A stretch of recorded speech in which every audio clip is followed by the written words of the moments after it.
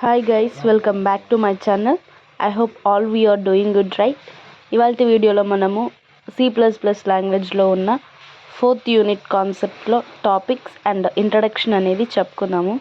So ఈ video కనుక మీరు ఫస్ట్ టైం చూసినట్లయితే దీనికన్నా ముందు నేను C++ లాంగ్వేజ్కి సంబంధించి 3 యూనిట్స్ అనేది పోస్ట్ చేయడం జరిగింది. సో ఫస్ట్ అది చెక్ చేసిన తర్వాత దాని వీడియో అనేది చూడండి. సో 4th యూనిట్ పేరు వచ్చేసరికి pointers and binding polymorphism and virtual functions ఏదైతే ఉందో యూనిట్ 4 యొక్క నేమ్ అంట.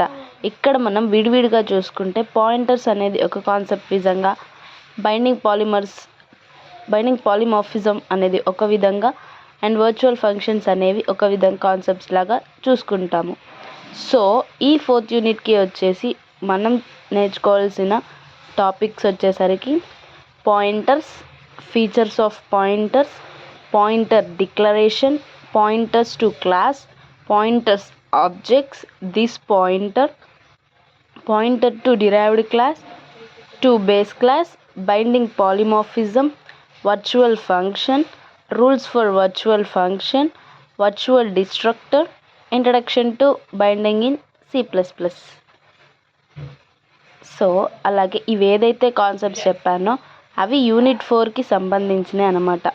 సో ఇది ఏంటి, పాయింటర్స్ నుంచి స్టార్ట్ అయింది కాబట్టి అసలు పాయింటర్ అంటే ఏంటి, పాయింటర్ యొక్క సింటాక్స్ ఏంటి, ఆ సింటాక్స్ని మనం ఎక్స్ప్లెయిన్ ఎలా చేసుకుంటాం అనేది చెప్తాము.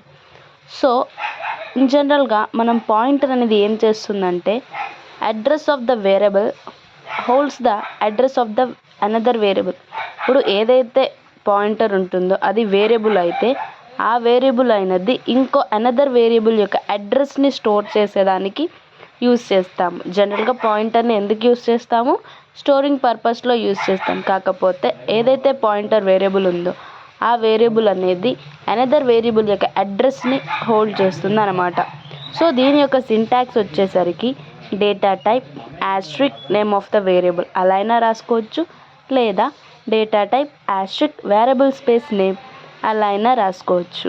దీనికి ఎగ్జాంపుల్ వచ్చేసరికి ఇంట్ యాస్ట్రిక్ p అన్నమాట. డేటా టైప్ అంటే ఇంట్, ఆ ప్లేస్లో ఏదైనా వస్తుంది. వేరియబుల్ నేమ్ అంటే p అన్నమాట.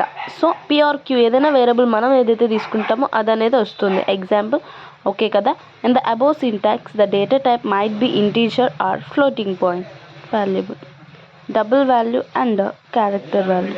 ఇది ఒక సింటాక్స్లో డేటా టైప్ అనేది ఇంటీజర్ ఆర్ ఫ్లోటింగ్ పాయింట్ వాల్యూగా ఉంటుంది, or double value or character వాల్యూగా ఉంటుంది. అంటే ఏదైతే డేటా టైప్ తీసుకుంటామో ఆ డేటా టైప్కి రిలేటెడ్ వాల్యూ అనేది ఉంటుంది.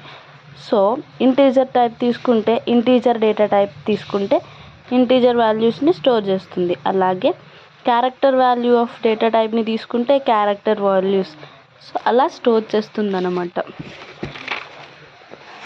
అండ్ మీకు ఏదైతే సింటాక్స్లో చెప్పానో ఆ సింటాక్స్ని యాస్ట్రిక్ అనేది ఎలా మెన్షన్ చేస్తాము, ఏమంటాం అనేది ఇక్కడ చూద్దాము. This is called indirection operator. ఏదైతే యాస్ట్రిక్ని మనము ఇండైరెక్షన్ ఆపరేటర్ అంటాము, which is very much similar to multiplication operator. So అది మల్టిప్లికేషన్ ఆపరేటర్కి సిమిలర్గా ఉంటుంది.